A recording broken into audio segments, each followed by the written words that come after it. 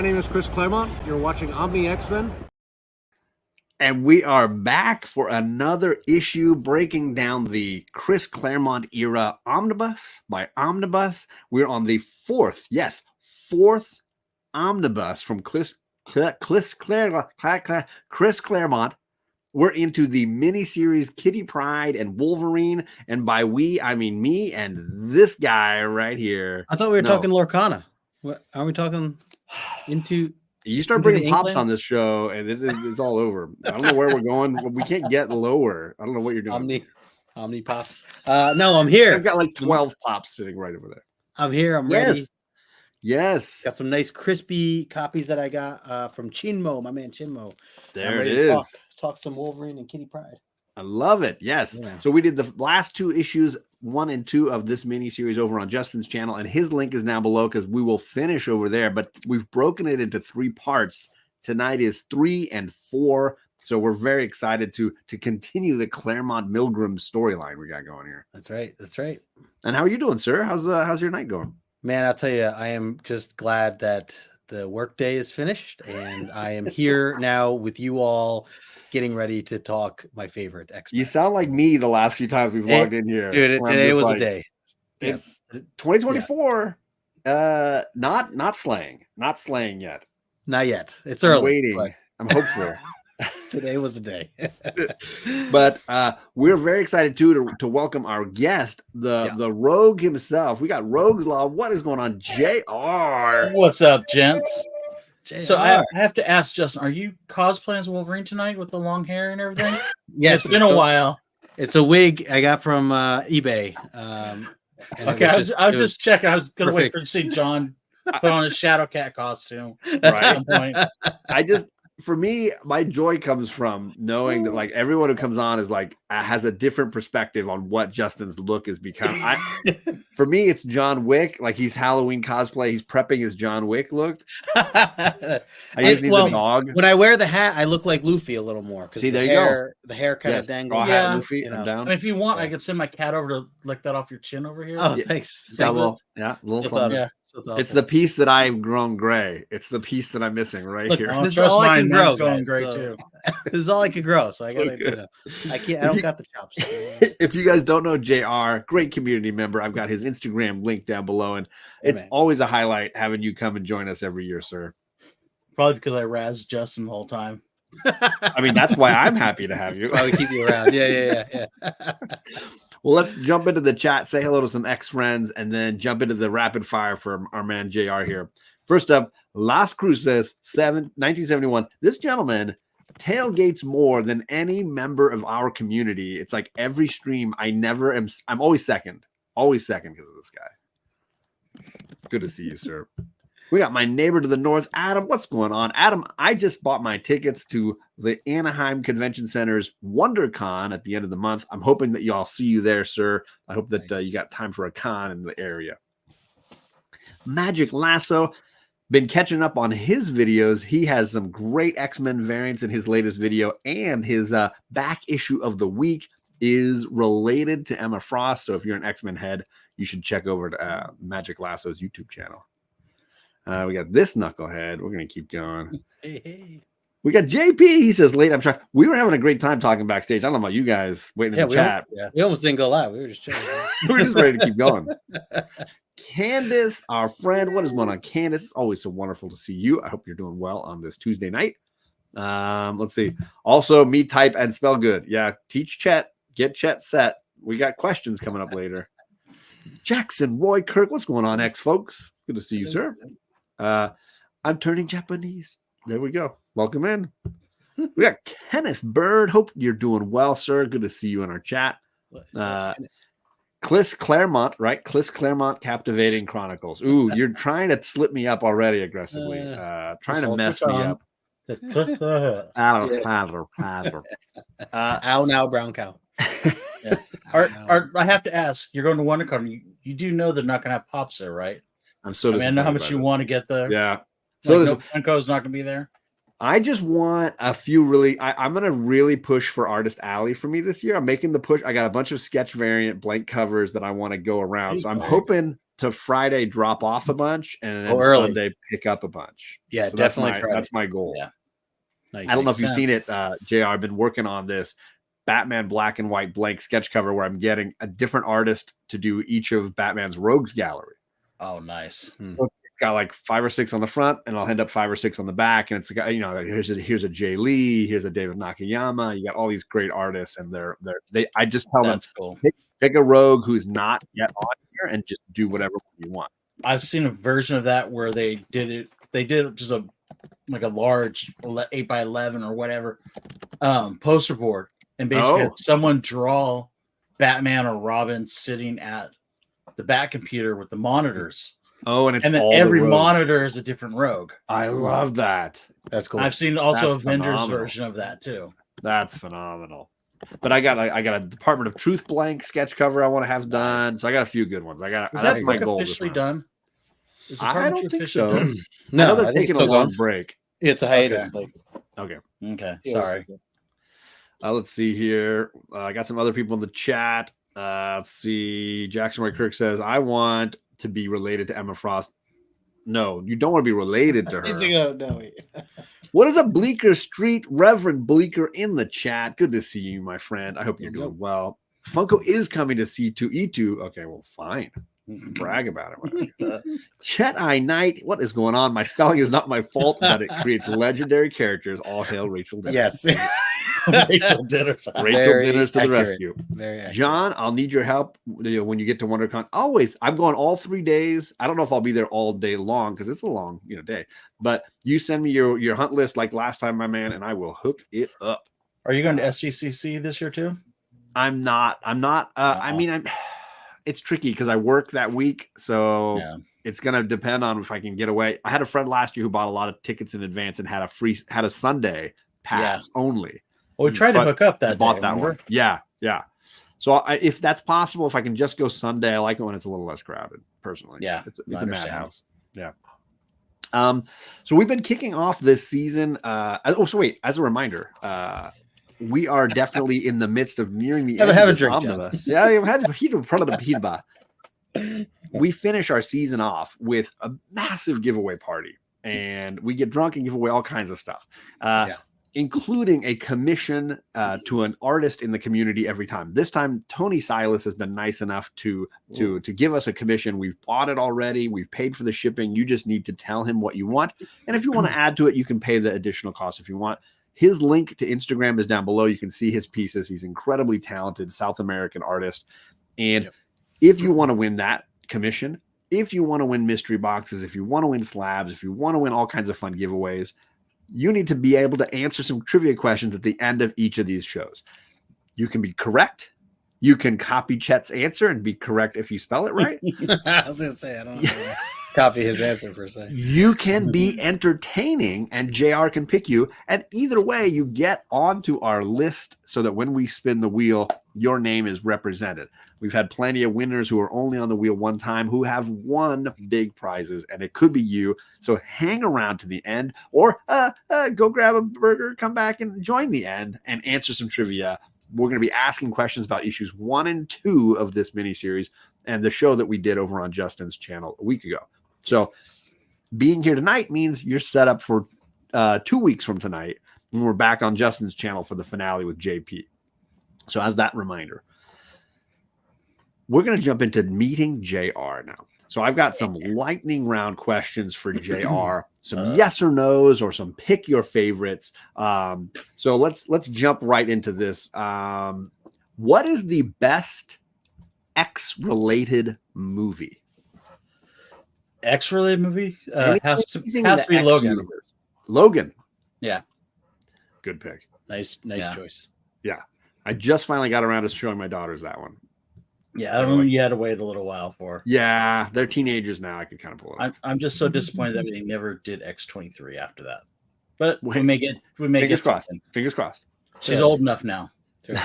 If you had to choose X-Men from the 90s or X-Men from the 80s? I know the right answer is X-Men from the 80s, but I'm going X-Men 90s. You're pumped for the show. That's what it is. You're all up for the animated show. I just love. I mean, that's what I grew up on. That's the first book I got was like X-Men 11, and so I mean, I'm used to that Jim Lee drawing and all that stuff.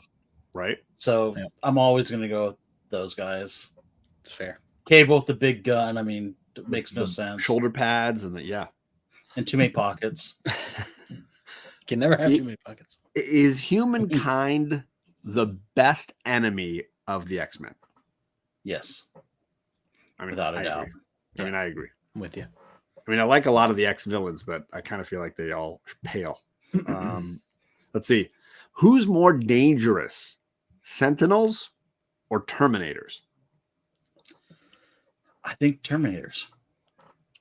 Kind of. I mean, I mean, the X was at T-1000, right? And completely morph and everything. I got to go. Scary, right? Concerning.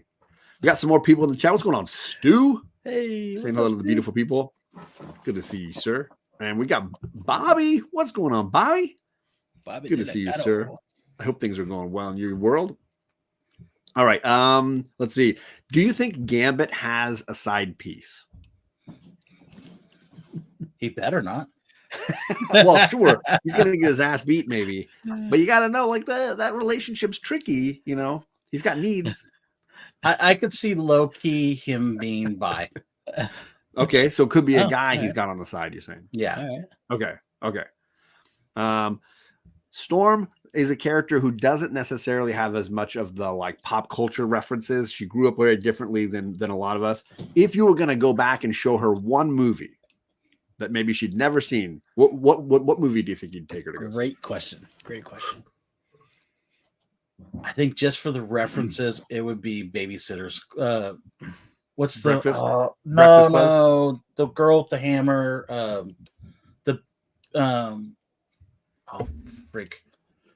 Adventures in Babysitting, or what is that? Oh, one? yes, Adventures in Babysitting. Where the one kid's carrying the hammer and stuff. Or Elizabeth Shue. Yes. I think what kind of film is this?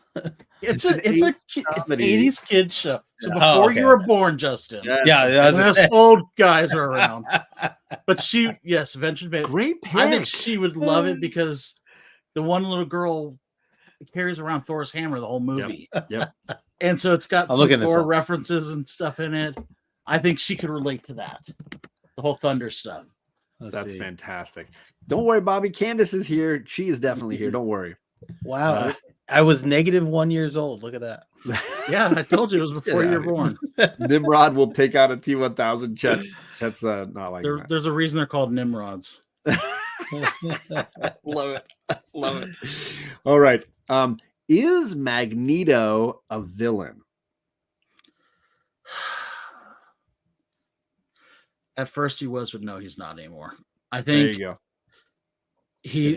He's an understanding of a different point of view for people. Which X-Men do you think has the largest Lego collection? Yeah. Great one. Who has the largest Lego collection? I kind of think Beast would. Yeah. I think I can just see him playing like hanging upside down and putting Legos together from the ceiling. Right. He's using his feet while he's also doing something else, reading a book or something. Yeah. All right. I knew you'd like that one. Of your 5, just like casually think of your 5 favorite mutants in your head. Are they all women? No. Okay. All right. There is one woman though there. Okay. Well, that's good at least. Oh, by the way, my answer would be Forge for the Lego collection. Ooh, good pick. That would make sense too. Yeah, he would be tinkering and making things up. Fox would be a good one too. All right, he's more Alpha Flight. Last one. Who is the most underappreciated mutant? Dazzler. You just made a best friend, and his name is I Ryan love the Magic Lasso. Yeah, I love the Disco Diva. I don't care what anyone says. You guys can take me to the grave. I still think she is one of the greatest characters ever made. Boom. And she's underappreciated. Ryan's heart, like the Grinch, just grew 3 sizes and broke the little measuring device.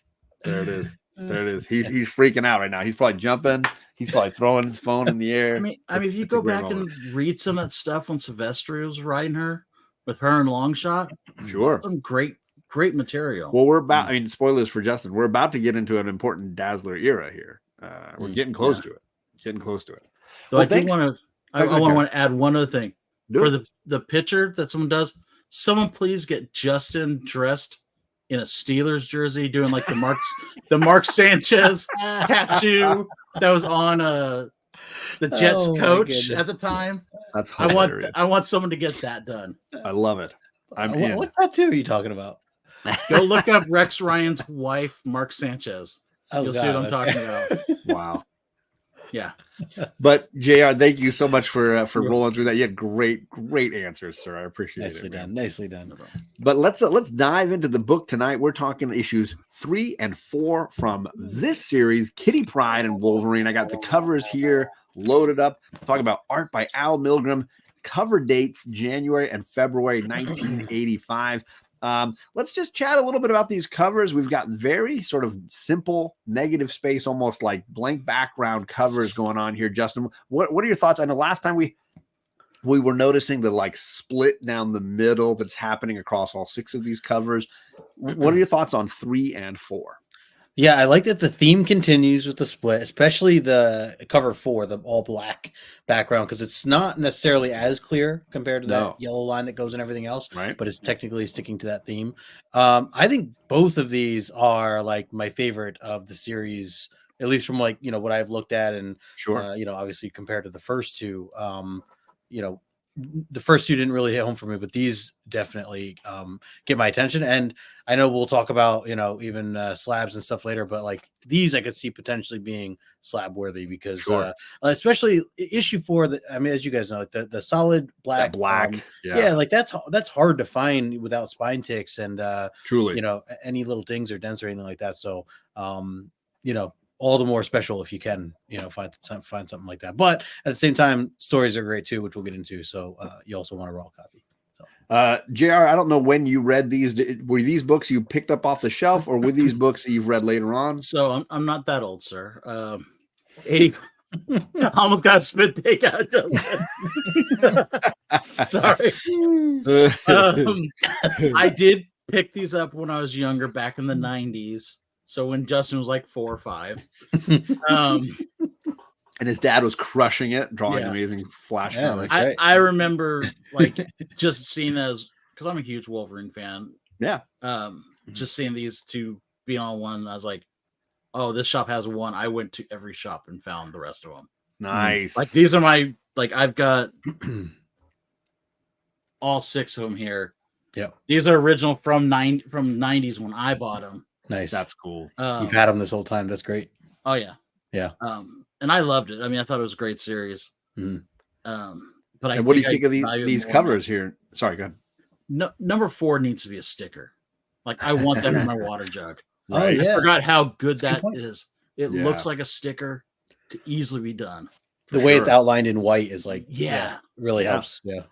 Like, I mean, I love that. The 3 is one of the better covers. I think in general, the other 4 covers aren't great.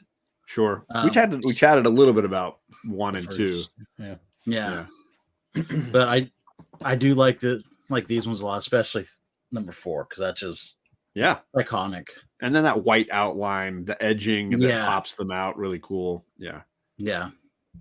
Looks like Lasso's agreeing with you guys. The minimal background works for these covers. Jackson really wants Milgrom to get an inker and not just do it all himself. Brother Joe in the chat, what is going on? Sing a song from a man. Good to see you, Brother Joe. Nation. I do agree with you guys. These are 2 of my favorites from this run. I do think the number 3 looks a little bit like they're fighting around a stripper pole, but I'm not gonna like focus on it too much. Hey, you do what you got to do. Gold pole right in the middle, and they're like fighting around it. Who's gonna, a little bit much. But maybe that was a way to get readers hooked. Who's gonna dance on the pole this week? Wolverine, or is it Kitty Pryde? We don't know. So there you go. But yes, great stuff. Let's move on. Let's jump into the interior. We're back in Japan. We're back in, I believe we're still in Tokyo at this point. and Wolverine has come to Kitty Pryde's rescue. There was a cryptic phone call in the last issue, and Wolverine instantly jumped on a plane. He's like, I'm here. I'm coming to her rescue.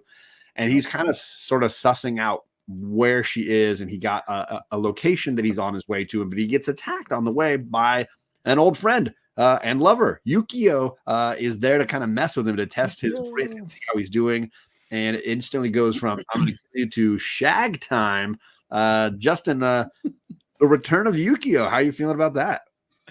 I'm pumped. I love Yukio. I love her attitude on life, and she's always just jumping off of buildings and being like, oh, we'll see how it goes. Like she's just living life to the edge, literally. And these panels are like beautiful. Like I know we normally get like a splash page. I think this is a great like variation of it because it does connect. Yeah. But yeah, right. They're like kind of chopped up, and especially like kind of just makes your eye go, with the flow with everything nicely.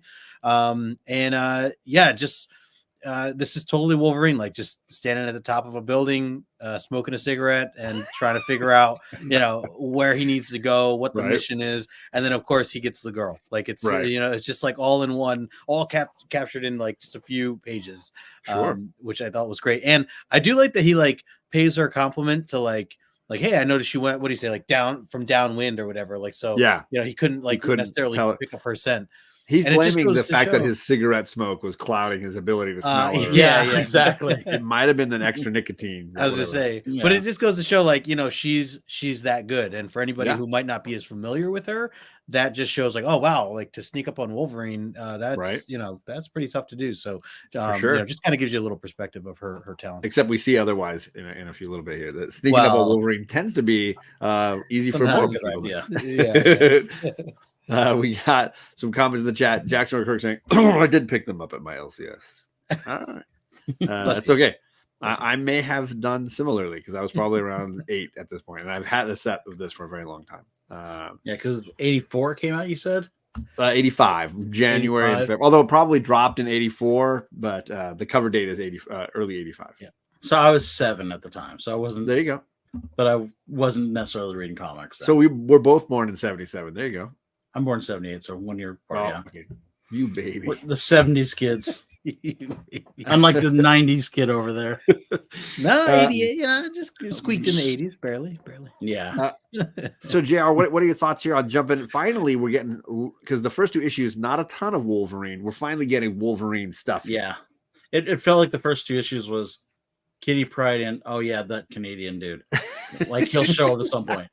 Yep. This, I will say at first, I thought this was Kitty coming at him because I haven't read this series in probably 20 years. Sure. So I thought it was Kitty. I also want to know, is it just me, or is that panel of him standing on the roof remind you a lot of Daredevil? Like, yes, when he does the 100%. rooftop thing. Yeah, it's kind of like Batman and Daredevil own rooftop time, and everybody else just rents it. Yeah, yeah. Daredevil with a cigarette. Yeah. But Yuriko, if you're a Wolverine fan, you gotta love her. She's a great character. She's a troublemaker. Yeah, she keeps him on his toes at all times. Right. And she's kind of like that. In a sense, she's a Robin of his. In a sense, like except that he bangs her. Yeah. Although, wait, let's be honest. Robin and Batman probably. We're not ones to judge. Justin's like, this is on John's channel. Yeah. Just know it wasn't me that did it this time. So definitely, like, is it Kitty Pryde? Remembering who Yukio is from the Logan miniseries or the Wolverine miniseries we'd had earlier with Frank Miller. Definitely taking us back to the earlier roots of Wolverine in Japan, which is paramount to this whole process here, right? Let's continue on where after a quickie, she goes off to live her life, and Wolverine goes to investigate this location for this meeting he's supposed to have, and instantly gets hit with a smoke grenade, and he's like, oh my gosh, this is clearly something that's designed to neutralize my ability to smell my opponent. It's dark out, I'm having trouble seeing, and I'm now smell blind, basically. And then arrows start flying. He gets hit in the leg and he's limping away, and he's realizing I need to get cover. And he's blocking himself from throwing stars and climbing over fences to get hidden. And it's like, Wolverine is already caught up with ninja action here, JR. I personally, between Daredevil and Wolverine, I like fighting faceless ninjas. I don't know how you feel about it. I want more faceless ninja time, right? Oh yeah, give me some ninja time. Give me a Elektra thrown in there also, right? Cause some damage. Mm-hmm. But Right. I still wonder, like, that smoke bomb. Okay, if the cigarette smoke's not bothering, There it doesn't is. do anything. There it is. What do they have in this bomb? Is it like a stink bomb or something? I mean, You remember it's gotta Gwyneth be Paltrow's candle? It's that. oh god, yeah. I'm not. If you don't know what that is, go look up Goop. It's all you guys. There it is. Jackson Kirk John's comics. Yeah. What? John's losing sponsors. Yes. Yeah, and yeah. there is fanfic about these things. Candace, lots of fanfic. Yeah. What's up, CW? Carson is in the chat. It's been a good minute. He's been doing a lot more live streams lately. It's good to see you, C Wood. Hope you're doing well, man. Nice. And Gary B, the casual comic guy, just finished a 10-1-1 that I was listening to earlier on my drive home. I hope you're doing well, Gary. Nice. So that's a good question, JR, about like what's in the smoke bomb, because it seems to be incredibly effective, right? Yeah. Mm-hmm. I mean, it's just like what I mean, especially leaving that much smoke. Yeah. Like him, and then all of a sudden it's dissipated. It looks like they show a little bit of pink in that one panel. He puts on his hood. Okay, he's like, we're good. I can see. I just can't smell for anything. Yeah. And I got this arrow in my leg. I got to break it off and push it through and cut it out the other side. Yeah. Very intense. Justin, I like how that my South Park ninjas blend in perfectly and seem like they're actually part of the panels here. Yeah, I was gonna say perfectly designed. Wait, those are South Park? I thought that was Jetson and I. Right? Exactly. Yeah. I put you guys both in there. So Justin, what are your thoughts here on Wolverine getting basically twice in a row sneak attacked?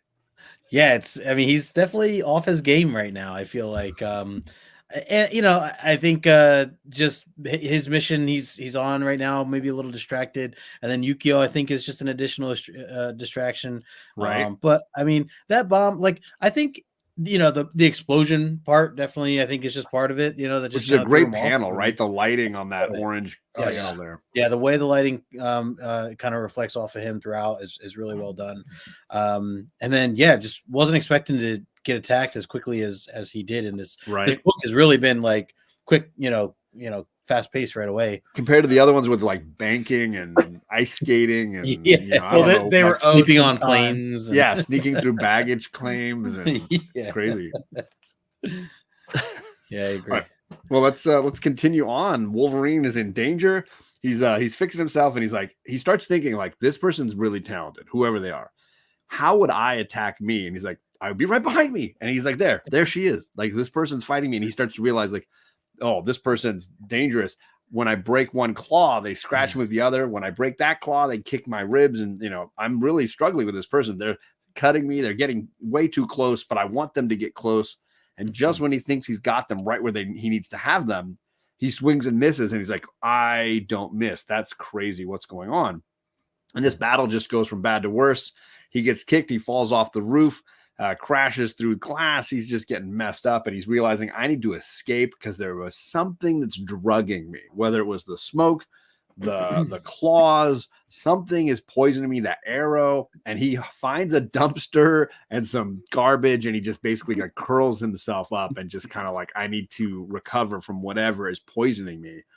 But Justin, I remember reading these as a kid and being like, this devil costume is crazy. I love this fight. And Wolverine misses. And I think as a kid, I probably audibly gasped. I was like, whoa.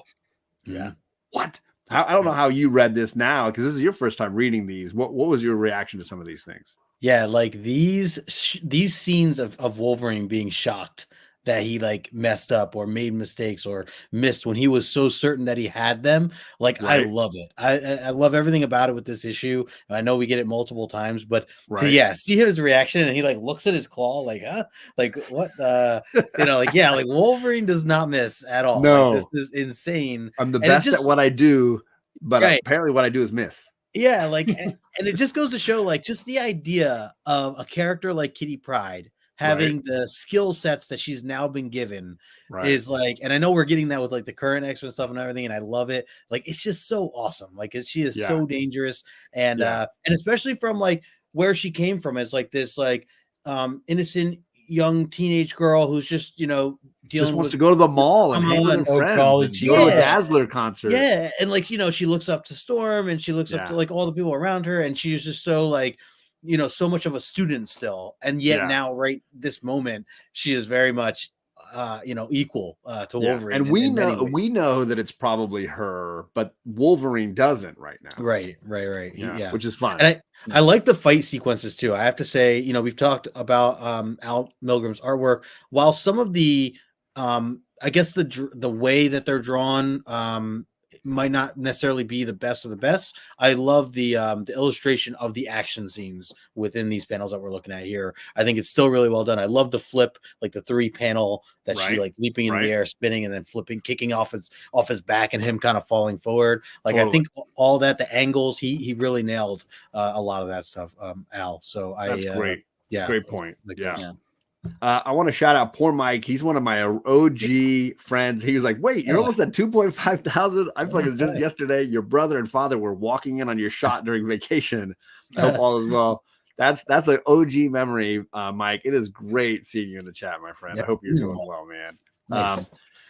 So JR, we talked last time a little bit about how Al Milgrom is this like journeyman artist, and he does so much work, and he churns out work so fast, and his panel layouts are often really great at following the action, but sometimes he gets in close and the faces aren't necessarily top tier. When you compare this to maybe Frank Miller's Wolverine miniseries, the art style obviously drops considerably.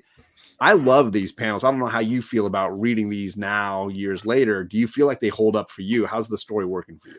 I think they hold up. The thing I kind of, when I read it, I was like, this is a pre-90s in the sense of pre-Jim Lee, pre-McFarlane, pre-all these Silvestri, these uber artists that you're like, now you look at and you're just like I have to look at every detail on the screen, like Gene Hahn and stuff. Whereas back then, there wasn't, a lot of it was kind of sloppy at times, and it was, we only got X amount of colors we can work with. And so you get a lot of this stuff where like the first panel up top, you see where the background is black on Wolverine and the ninjas or kitties in black. Yeah. And they kind of bleed into each other. For sure. Nowadays they would have set it out a little differently. Right. So I give it a little more grace because that was the time. But I still think I bet if you took away all the inks and the colors, or took away the colors and just did it pencil and ink. Yeah. I think people would be surprised at how good this is. And I do think, like, I was hard on him issues 1 and 2. I was worried because it has been a while, like you said, that I have read issues 3, 4, 5, and 6. I felt myself relax as I started reading these. I was like, okay, wait. It's better than I was worried. Like, I was like, is it all going to be like this? It definitely, I feel like, is, each issue is getting better and better just within this little series. Sure. And let's be honest, at this time, Marvel was going, oh, Claremont wants to do a side story. We can put pretty much anyone on there, and it'll sell. And then we need to churn out the 6 issues. We need somebody that can be on a deadline. Right. Though I do like at the end of this where Wolverine goes off to be a Morlock.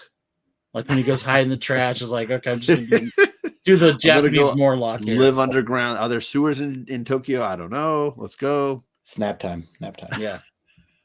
Bobby agrees with you, Justin. There's some good action here. We got Conlon Comics in the chat. What's going on, Conlon? I hope you're doing well. You're not late. You're here. We're still going, man. We already even finished issue 3. We're still going. And we did comment, the action is like, it's a slow build in this 6-issue miniseries. A lot of setup. And I want to say, and I don't know if JR, if you remember, I think I may have read this in a collected edition at some point. I don't know that I read the individual issues at the first time I read. I don't know if there was a collected edition, but I think I might have read it that way. Knowing me, because I literally would take the bus back in the day. Because there wasn't this thing that's called Uber, Justin. You got to take a bus. But Lyft was the. What is this bus you speak of? This is pre-map quest. This is when I had to use the yellow pages. And no, I literally Thomas went guides. A Thomas guide. Well, Like, no, what what I are- did is the What are yellow pages. pages? What are they? I looked up in the yellow pages, looked up all the It's a comic rating shop- on CGC. You can get yellow pages. I looked up all the comic shops in my area, wrote them all down to addresses, and got a bunch of schedules for buses and mapped it out to where There all you the go. comic shops was. And I was literally Yep. reading the issues in the comic or in the bus Fuck yeah. as I was going Right. from Heck shop yeah. to shop. Yeah, heck So- yeah. Heck yeah. This is what happens. You bring JR on, both of you start. No, it's me. It's me. It's been Cursing much like like Justin. sailors It's been a long week. Hey, I could start picking on Lemire. I mean, we can go there too. Whoa, back off, buddy. Let's say Suddenly that my mic cuts. we'll do Scott Snyder. We'll do Scott Snyder first. Yeah, there you go. That's fine. Sometimes you gotta hide in a trash can. I agree, Bobby. I Sure. agree. I At feel least you. once a week. Uh, Yeah. Gary's heading to work, listening in the car. It's funny, Gary, because I was driving home from work, listening to you in the car, so I appreciate it. Safe travels. I've become John's Comics with teens, and it's just not a good look. It's not a good look. But let's continue on. We jump away to what Yukio is doing. She, on the other side of town, has decided to break into some headquarters of these where she thinks things are going on with the Pryde family. And of course, she stumbles upon Kitty's dad, who's been drinking. He's been putting it away. He's clearly unconscious. She even pours herself a stiff cup of something, and she's like, "All right, let's see how the good life lives." And while doing so, she gets cornered by Shumai, one of the bodyguards of the villainous family behind the sort of blackmailing of the Pryde family bank. And he thinks he's got her. He's going to crush her and then throw her out the window. And he's walking her to the balcony to throw her out. And she is not the poor little kitten that he thinks she is. She cuts him with her fingernails, shoves her palms into his face, and he knocks him, blinds him basically. And then she flips him out the window through the glass he's hanging off the edge of the building, where she's basically got him at her mercy. This is very different than what Kitty Pryde went to when she faced these guys. JR, I thought this was a really great twist of Yukio proving her worth, right? No, it definitely isn't. But it threw me off a little bit because when she mentions, I'm just trying to look back. They don't mention how much time has passed between issue 2 and 3 until I think this panel where she's drinking the guy's hooch. Yeah, which I'll give her props on that. JP says the exact same thing. He's like, I love that she stops to just. Yeah. Guy's got good taste. I think is what she says. Priorities. Yeah, can't fault his taste. This brandy's superb. It's like, well, right. We got that priority there. It's a little bit red, but we'll just move on. Yeah. Well, remember the colors. You only have so many colors of them. But I love the fact that and I thought it was somewhere in there where she mentions, oh, this guy's been hammered for a week. She could tell this guy's been drinking. I know that later Kitty Pryde or Logan says it's been a week. Oh, maybe that's the what next issue where he says you've been gone for a week, or he's had you for a week. Yeah, time goes on after that. Yeah. But I mean, it just throws me off. I'm reading this, I'm going, this guy went from being normal to all of a sudden he's a lush. Right. And then this whole fight scene with E Honda over here. Which you expect I love this move? Yeah, pretty much. I just wait for Yeah. The hand goes up and down. Which I think it's a great fight. I mean, I love to see them do the whole thing over there, and the big guy versus small guy. Yep, I love it. But it's a little ridiculous too, because I'm just I have a hard time seeing her pull him up.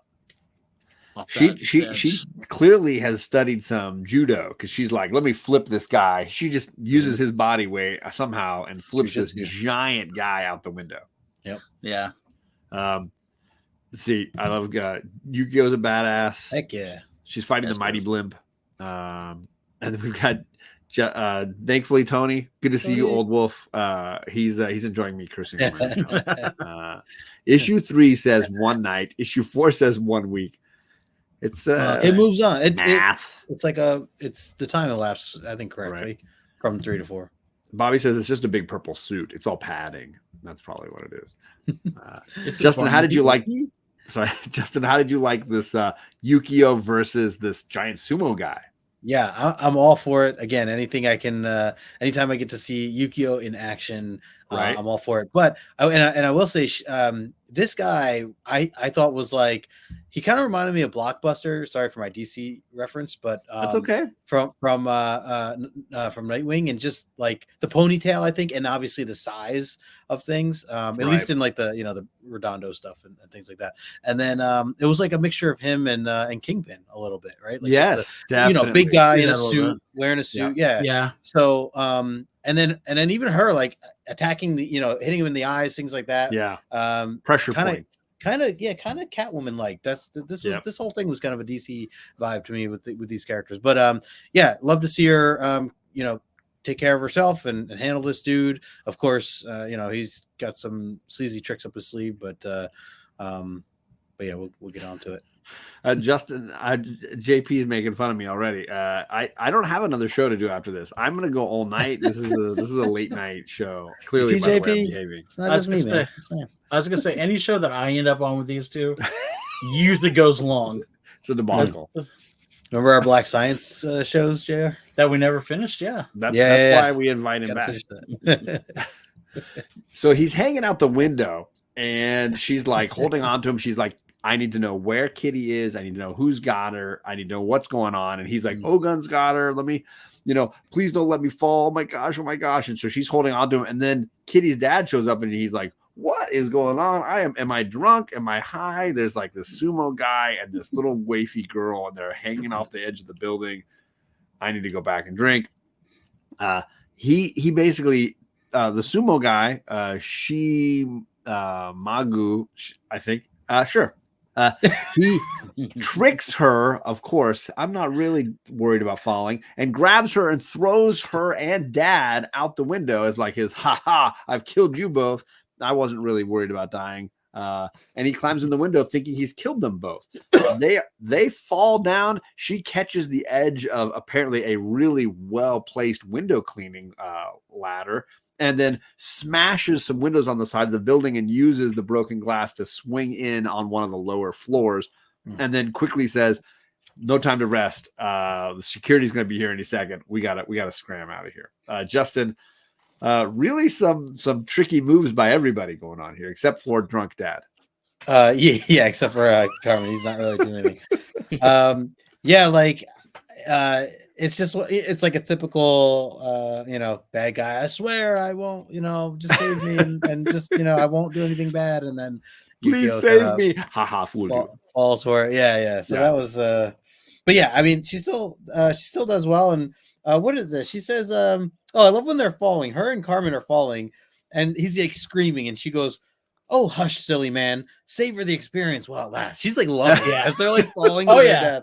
And he's just like screaming and smiling the whole way, right? Yeah. So again, I appreciate the action scenes. And I think that they're really well done. The execution of just the distance of how things are, the way they kind of swoop or grab the shaft there and everything. And it's just I enjoyed all this. For sure. Candace says, I'm still convinced that they've recast Kitty's dad. He doesn't look the same. I remembered him more average in the early issues. He did have the same vibe of like, I don't want my kid going to Xavier's school. And then remember Xavier had to like reprogram his mind and like convince him. He was always a loser though. Always a loser. Yes, definitely. Candace, that did was you read just like Bobby Drake's father? Yeah. Candace, did you read the whole Phoenix saga? Because that was, I feel like the guy we're getting here looks similar to the. He's really in 129 and 130, right? Yeah, and then it's later. I think those are the two issues. Well, I'm thinking of the scene where he makes her, where Professor X has her, has him change his thoughts when he right, home, which I think is at the end of 130 or 130. 131. Okay. I think so. Yeah, sounds right. But I feel like he looks accurate there to hear. Is this what my daughter does in her spare time? I'm going to pull Kitty out of that school tomorrow. Yeah. So there you go. JR, any thoughts here on the battle on the side of the building? I love the fact that he's like, the bad guy throws them over the side, and he's just like, oh yeah, I'll just tell him that she tossed the guy out. Like, this guy's part of the plan. You need this fool. Yeah. Foolish. And Not very smart. you really think your boss is going to go, oh yeah, I forgive you. We're good. Just jump. Just race them. You know what I mean? Just do a belly flop, be cool. Because I'm just like, that makes no sense in that part. But I do Right. like the fact that, like Justin pointed out, with just enjoy it, have fun with it. Like, I swear she's got to be like a distant cousin to like Long Shot. She's got to have a little bit of his mojo power. I love Because it. some of the stuff she does just doesn't make sense that she can do it. That's fair. That's fair. And yes, Xavier, more villain than Magneto. We're getting to that era, JP. We're getting to that era. So be ready. So we go jump back to the demon, Kitty Pryde, chasing Wolverine. Wolverine hiding out in the trash. She jumps down and then realizes, oh, he's not here anymore. And Wolverine is now on your tail. I'm now the cat and you're the mouse. And so she flees for the subways of Tokyo, hoping to either create havoc or lose Wolverine in the chaos. And he's got to sort of chase her through all of this. She's pulling out all kinds of weapons. Here's a nunchuck. Here's a sword. Here's the claw. I don't know what I'm doing. I'm all the Ninja Turtles. And then he breaks all these weapons and chases her down into the subway. And then they're on a subway car. It's just exciting all around. So, Justin, what are your thoughts on Wolverine versus Kitty in the subways? Yeah, this is great. I mean, first of all, this whole page, again, I'd read it first digitally going through this earlier this week. And for you to just see these individual panels, it is like a movie. It is so cool. The long, skinny ones. Yeah. Yeah. And then like for her to like, look for the spot, but then there's nothing there. And he's like, what do you call her? He goes, surprise, sucker. I got better. Now it's my turn. So yeah, I love that he kind of got out of that. I love the black and white battle scenes of them going at it there. And then we get another Wolverine miss here. Second one. He's just like, man, like, am I losing it? Like, what's happening here? He's still calling it him in these fights. But he's starting to maybe realize this is not a dude. Yeah, nope, you're right. And I like that I know, like, we talk about some of the blank paneling, but I think for these action scenes, it works really well. The blue backgrounds for, really focusing in on these two going at it again, even more closely. So, just more exciting scenes that I enjoyed here. JR, I love the silhouette panel in the middle there with black and white, the negative space. That's one of my favorite panels of this. The rest, I mean, don't get me wrong, I like it, but to me, it feels a lot of Liefeld-esque with the backgrounds because he doesn't like to do backgrounds, right? Or feet. Or feet. I kind of got bored with these panels after a little while because it just was like, okay, can I keep chasing? It's, I don't know. I mean, there's some cool stuff in there, but it just seems like this, like even the first two issues, like, okay, you could condense that into like one issue, and felt like they tried to make a 4-issue series into a 6-issue series, which I think we mentioned a little in issues 1 and 2. Yeah, 1 and 2. And this is one of those times where I'm just like, okay, I mean, you're going somewhere, obviously, but where? But I mean, and it's also like, where is she pulling all these weapons from? I mean, she's amazing. She's got all the turtle weapons tucked everywhere. I mean, does she literally have like a Felix Cat bag in her stomach and she just phases out what she needs? Yeah. It's a bag of holding from Dungeons and Dragons. Yeah, that'll make more sense to Justin. That's right. Well, this continues as like he's fighting her and she's like got smoke bombs and disappearing, and he's starting to realize this might not be a guy. I'm starting to get my sense of smell back. I think this is a woman, and I sense that I think I know what's going on here. Meanwhile, Yukio is like getting dad to drive the sports car because they're apparently listening to like police scanners in Tokyo. They're like, the person on the scanner is definitely Wolverine. Get to the train station. And they're booking their way down there. And Kitty Pryde's dad's like, I don't know who this young girl is.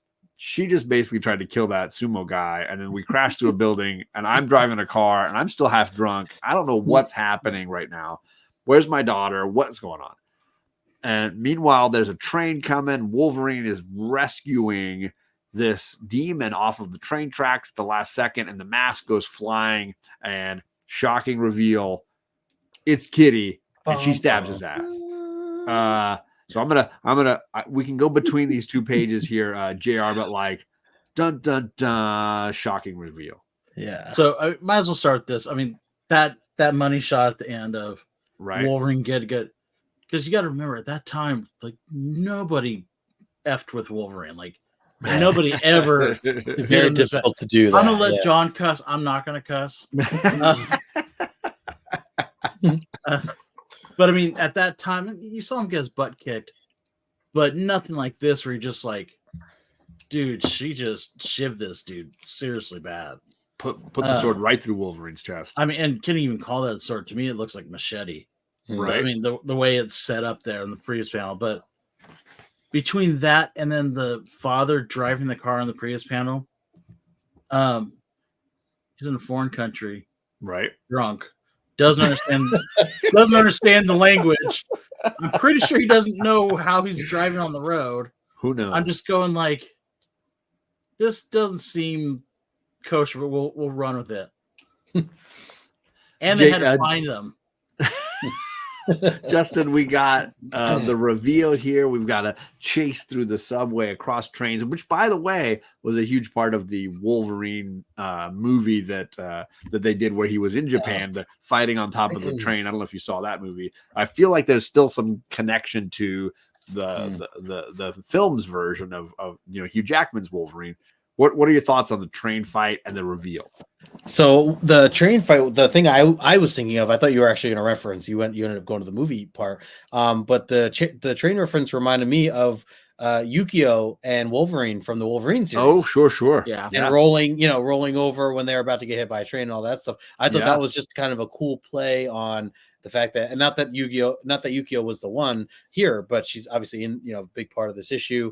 And in this case, it's Kitty saving Wolverine, a little bit opposite of what was in that other issue. So love that. One of my favorite set of panels are the ones next to you, John. Just the ones of him dashing at her, and then the flash bomb goes off, another miss, and he just falls. Like, again, reading that digitally was really cool. Like to just see that, like that little glimpse. So between that, the train tracks, I love that. Like the lighting that was done in that, I think was really well done. And I feel like this was kind of like we expected something to this effect, as far as an ending goes. Like it was a little predictable, but it really still was like, whoa! Like when you saw that final page, and just how it was just curious how it would even be done. That was pretty. I mean, he gets it pretty good there. Yeah, shivved. Pretty bad. So, for that to be. I almost wish it was a full page, and we get it in half, a little more than half page, but still really memorable in that for sense. sure. Yeah. Lots of great comments going on in the chat here. She's got Mary Poppins' purse. That's what she's got. That's fair. She's pulling all those weapons out. Yeah. And some really good panel compositions. I think Al Milgram's talent is in panel layouts, and he's a workhorse. He really does know how to tell a story panel to panel, and that's definitely where he's shining, for sure. Isn't Dad drunk? Yes. I mean, I think that's kind of his character at this point. Yes, for me, I remember reading at the same era, reading a lot of like TMNT. Like I loved the early TMNTs, and a lot of these faces and layouts remind me of early TMNT. That's just just a nerd. Makes sense. He's not sober. Come on, Jackson. Come on. He's not sober. If it doesn't sober you up driving a sports car through a foreign country trying to chase down Wolverine, I don't know. Yeah. I love it, Candace, that you didn't see it coming, that the twist worked for you, because there's two ways to read this. Either you are ahead of Wolverine, or Wolverine's ahead of you. And I think that's kind of fun either way to kind of get into it, right? Yep. Definitely. I thought we were going to get the claws popping thing like he always does, where he was going to be on top. The final shot was going to be him on top of her, ready to pop the claws, and then realizing it was Kitty. Sure. Or pop the claws and she phased through it. Yeah. He blew his back out, is what Bobby says. Like it really just he's gonna have to get a chiropractor. Put his back into it, Issue 3 reminded me of the Wolverine limited series. Yeah. And I think there is connective tissue there, which is it's nicely like a continuation of some of even that. the what do you call it? Like the narration of Wolverine's voice in the very beginning. That is very much like the Wolverine miniseries too. Yeah, totally. You know? I'm sorry I didn't actually say hi. Joel the Geek, what is going on? He says it's Bullet Train 2, Wolverine on a train. There you go. I have had it with these monkey fighting Wolverines on this Monday to Friday train. Monday to Friday. Thank you, Adam. That's good, Adam. I'm gonna use that. So we jump to the next issue. We highlighted this amazing cover for issue 4, but we're in a car. And this for me is among my favorite comedic beats of this series. We've got Yukio driving. We've got Kitty Pryde tied up with the mask still in the car for some reason. We've got Logan basically dying in the back seat. We've got drunk dad bandaging Logan up and complaining and whining about the entire thing. The car screeching through the rain, crashing into stuff. And finally, Yukio's like, I've had enough. Dad, I'm sick of your whining attitude. Get with the program or get out of the car. You are the problem. She basically says all the things to dad that we were complaining about last time on Justin's channel about dad's different issues. And while they're arguing, apparently Kitty Pryde's metabolism as a mutant is high enough that she is able to overcome any sedatives that Yukio has given her. She phases through the bindings and starts running away from the car. For me, I don't know, JR, reading this again, how it was for you. I was laughing a lot reading this portion. Yeah, I was laughing at the dialogue. I was just like, okay. just the stuff in there. I'm just the father. I just want I want to go like, are you sure you just didn't want to throw him off the cliff? Please, please throw him off the cliff. Right. Be happy. I mean, I know down the road there's some major things that happen with him and stuff.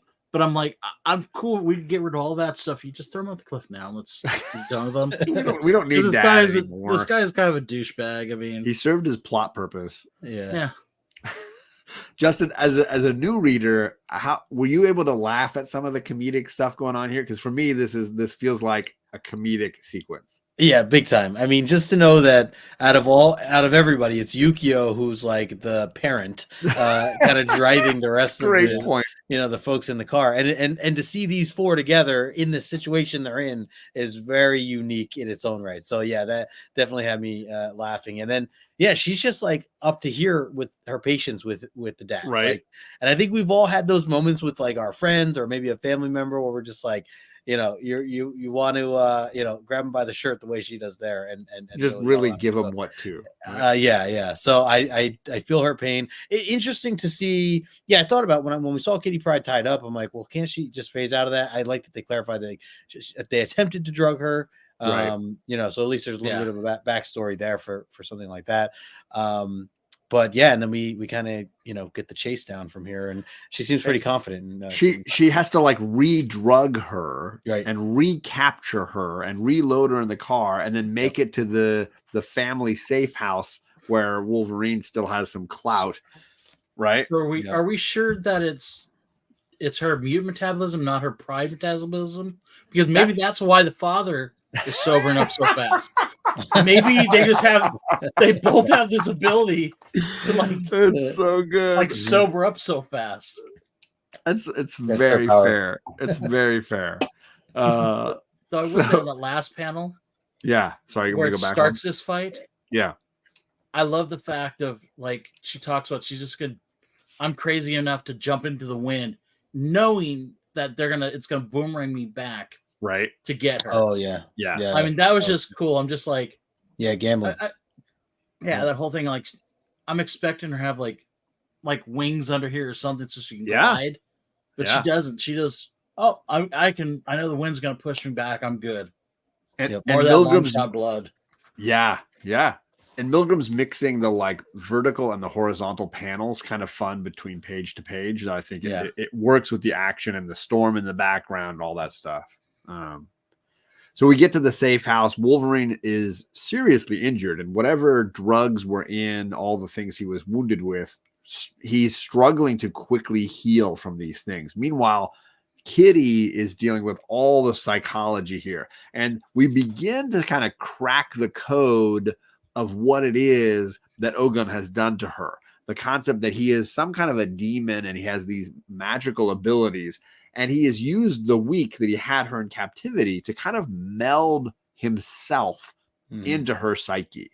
And that it's not like, oh, I spent a week and I made a ninja out of you. It's like, I spent a week and I've brainwashed you and combined my abilities with your abilities. As a new reader, Justin, did you buy this leap of faith here? Were you able to be like, this makes sense? Or you were like, this is some bullshit? Where were you in this? Yeah, I don't know, the whole demon thing. I mean, look, if it's like magic, like I kind of just chalk it up to, all right, just going to go with it. If Ileana can do what she does, and and there's Belasco and stuff, then maybe all this is stuff that can be done too. So I didn't really question it. I kind of went with it. But I was wondering, because of how he tells the story, or even before he tells the story, but just a little glimpse that we start to get an understanding of. I started to wonder, is Ogun, or if that's the case, is it possible that the original Ogun? I guess I'm jumping ahead a little bit, but like, is it possible that the original Ogun? Yeah, actually, let me bring up this point after, because I'll wait till we get to these other things. I'm kind of jumping ahead, but sure. But yeah, just to see these dream sequences. I love the horror, like the drip that she has in her mind, the black that one panel in the middle. Dude, I love the red skull on the green background. Oh, that's you mean the giant Pez dispenser? Well, sure. Yeah, also fair. Oh, no, I mean, just Kitty Pryde peasants with little Kitty Pryde head in the mouth. Yeah. So I mean, really, if they want to get Wolverine better, they should just did a blood transfusion with Kitty, and he'd be obviously better. I mean, or Kitty's dad. Yeah, one of the two. I mean, shoot. I do like that we get a little bit more of a glimpse into how Wolverine's abilities work, or in this case, kind of delay. Like he clearly overtaxed more time with a more dramatic attack like this. Because from especially reading at this time period, I imagine people kind of none of these questions were answered really on how quickly it works, or how to if he gets hurt this badly versus not as badly, like does it take longer. So this was just interesting viewpoint. Well, it's one of those things where it kind of humanizes him, where like one of the issues I've always kind of had with Deadpool is like you can blow off his arm and just gonna reattach it and be like that. Like, okay, no one can kill you then. You're Lobo from DC, whereas Wolverine gets his arm blown off. It takes a lot longer for it to come back. You know what I mean? For sure. And I mean, and especially at this time, he was pretty much unstoppable. Like you never saw a major wound to him. Right. Yeah. So this may have been the first. This may have been the first major wound that we saw of him. Yeah. And I think Byrne had just planted the seed of this healing power, and then it just sort of from there to here, we've really only seen fragments of what it could do. Yeah. Though What is up, Eric? Good to see you, Eric. Thanks for coming by. I forget which issue it was I read where he's talking about his healing factor, and it's still at the time when his blades are not his blades. You know what I mean? His claws that come out, that they're not bone underneath. It's that they were added on to his skeleton. Yeah. Right. So it kind of cracks me up to see that again. Right. I mean, it's the history of the character across a long time. Justin, you mentioned this bit here, where basically Logan launches into a story about the history of Ogun as he knows it, and the training and the life that he went through. What is it you wanted to say about this this sort of historical piece here? First of all, I like the artwork. I know it's a little more cartoony and not exactly what we're like with used the different to, but borders that look like bamboo. I like that it like really simplified it. It also reminded me there's an issue of Department of Truth that reminds me of this. Everybody knows it's like issue 6 or 9, like 6 early. Yeah, it's like kind of early. But yeah, so the point I was trying to make with this is so we learn basically he tells the story of Ogun and or these these two warriors, these ninja warriors who, come up to this bridge and they each, say, hey, like, I need to get that way. I need to get this way. Well, and they kind of like, insult each other and like, let the better, person walk by. And the other one's like, yeah, and that's the case. And you should move over, like all this stuff.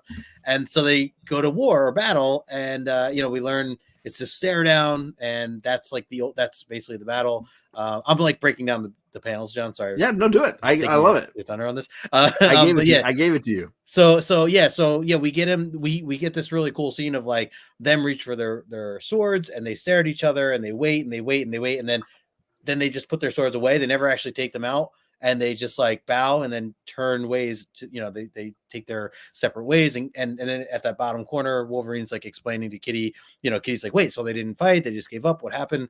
And he explains like that was the battle, and at that moment they realized that they were equal. And that neither one of them could win the battle essentially, and that's why they didn't go at it. So with all that little background of kind of what we're looking at here, it does explain a little bit about how this it is Ogun, right? Does it just say another? Yes, it is Ogun. He says he was my sensei. Okay, which right. In reference to Ogun, right? And then he also says Miyamoto Mushai or something like that. Don't kill me, guys. I'm white. Sorry, I can't pronounce stuff. Which I think is also a key name too down the road. I think that's the other. Okay. So Kitty like asked, she goes, wait, so is that the same guy? Is he immortal? Like, is the guy you're telling me this legendary story about Ogun now? And this is where I start to question things because he doesn't. Wolverine says no one knows for sure, and then he just says get dressed, we'll go outside or whatever, and he kind of moves on. But what I was thinking was that is Ogun or this legendary ninja warrior or samurai, samurai. That's in this story, samurai, is this samurai like the real Ogun, and whoever the Ogun is now, the one did that person do what the current Ogun did to Kitty? So your question is the guy immortal, or is this a has it been passed along? Dread Pirate Roberts kind of thing where it's like Pirates it was given Bride, it was passed on. Yeah, it was like given to Ogun, which now Ogun answer that in this series. Yeah. And I don't know enough about Ogun beyond this book to know. Okay. I want to say they eventually do kind of, I believe he's like the spirit of him is put into the next person and the next person. Okay. But either way, we don't get the answer though here, technically, right? We don't get the answer here. We don't. No, not that I don't think we do. No. That was I was kind of reading into it and just questioning, like, did I miss something, like, or did it just never admit, anything? So yeah. So no, it was just a fairy tale. Oh, a fairy tale. I mean, that's why they purposely put it into the different style artwork. Sure. The artwork, which makes you kind of taken out of it on purpose. Yeah. Which I think I agree with you is great. Yeah. I was curious what you actually both. I mean, I know I was one to kind of explain, but I'm curious what both of you thought of this like secondary sequence or storytelling. Yeah, I'd love to hear JR's thoughts. I mean, I thought it was really well done the way they did it, and because you could totally tell he changes his whole art style in this. Yeah. Yes. And it's to me more vibrant. A lot less blacks are in this, like color wise. A lot less darker tones in this. Very bright colors. Yeah, because you look at Wolverine in contrast, he's wearing a burgundy red. His hair is a darker color. Mm-hmm. I mean, you've got the one guy has black hair, but everything else is very vibrant. Right. And I think just there's more meaning behind it we don't realize at this time. Sure. So I think I kind of took it as this is a Aesop fairy tale type of thing. Ooh, nice. Saying, or I can't think of the correct term for the Japanese heritage type stuff. That thing. No, I agree. Definitely that type of thing where this is a story. This is my sensei kind of passed on to me. Right. And I don't know if he necessarily believes it or not. I think he does to a degree. Mm-hmm. I don't think he's got any option because it's the only thing that adds up to what he's dealing with. Right? What he knows. Yeah. And he knows people can be around. I mean, at this point, he doesn't know how long he's been around, but he knows he's been around for at least 70 years. Totally. Yeah. Eric says there's so much that was unfleshed out about Wolverine at this point. This was a big add to his backstory for sure. Nice. Yeah. JP says, I had the same thought. Ogun is immortal and he's overriding another warrior's mind, sort of implanting his psyche and essence into a younger person, says Jackson. It reminds him of Batman and Captain America and the Avengers JLA crossover. Ooh, that's a fun connection. I love that. Never read that. Joel the Geek quoting some Guardians of the Galaxy. Who is Ogun? Where is Ogun? What is Ogun? When is Ogun? Why is Ogun? I love all that. I always saw him as a demon possessing people. There you go. Okay. So I wasn't Tony, alone here then. I wasn't alone. No. Tony, we do not strive for usefulness on this channel. Yeah, come on. I don't know what this dropping Wikipedia things is all That's about. weird. No, That's you're just... good, buddy. I am Groot. Yeah, we're all Groot. We are Groot. No, I am Dazzler. Oh, you're gonna really make friends with Magic Laughter tonight. So then Wolverine decides he needs to begin some sort of training regimen with Kitty Pryde to help her with this. Yukio is like, you cannot train her. If she has been tainted by Ogun, this is done. You need to finish this. This is not even a game. Logan takes her out to sort of this garden and lets her sort of express herself. And he comes back later and she's done this intricate pattern, right? This amazing design. And he's like, is this you? And she's like, oh my God, I would never do. This is way beyond what I know how to do. And he's like, yeah, I want you to understand there's something else inside of you that did this. Some other instinct working.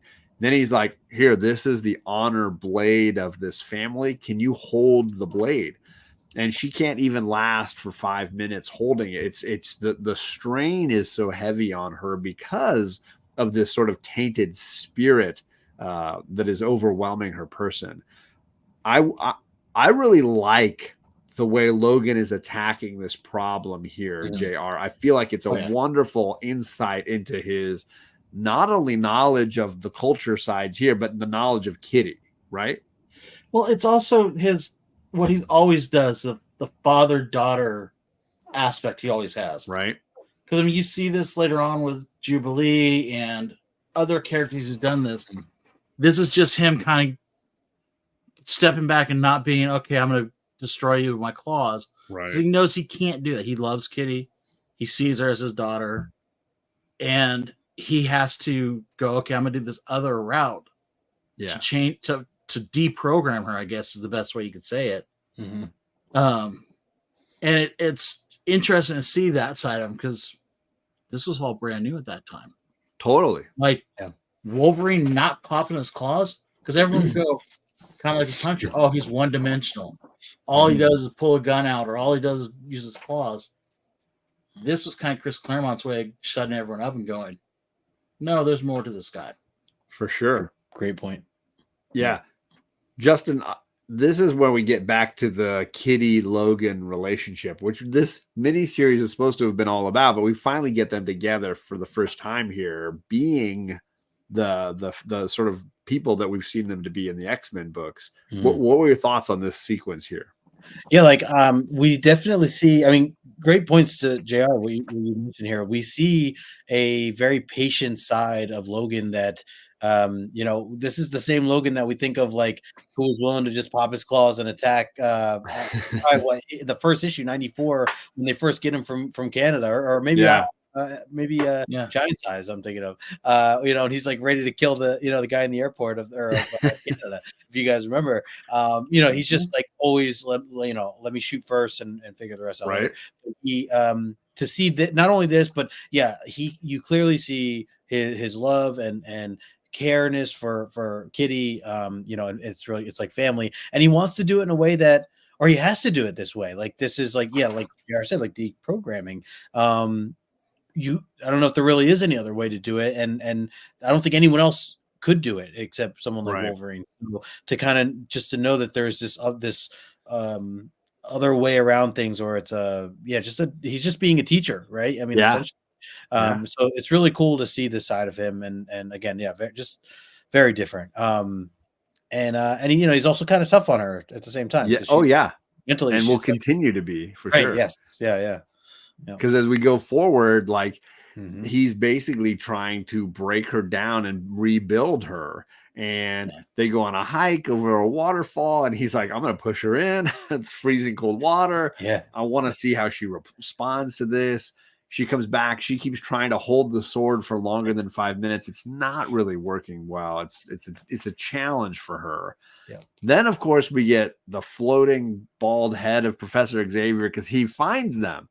Somehow he finds the number he needs to call to they're not in Japan. They're not in Tokyo anymore. They're in a different place.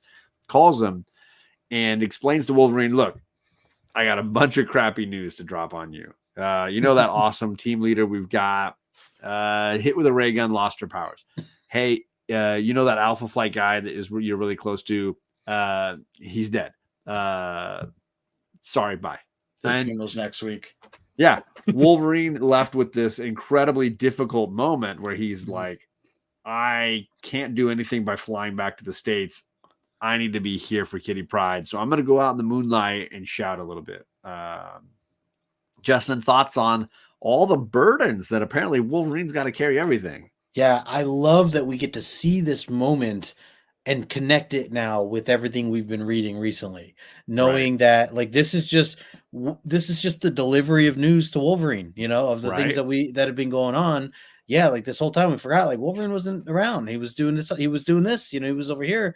Yeah, while it's very unfortunate, like it's obviously just huge news between Storm, you know, the Alpha Flight stuff with Vindicator and seeing it. I mean, he's venting here, right? And I love that he's able to control his emotions enough to be smart about things and say realistically, what is the best move that I can apply myself to right now out of these three situations? It's staying here with Kitty Pryde, even though the other two things really suck.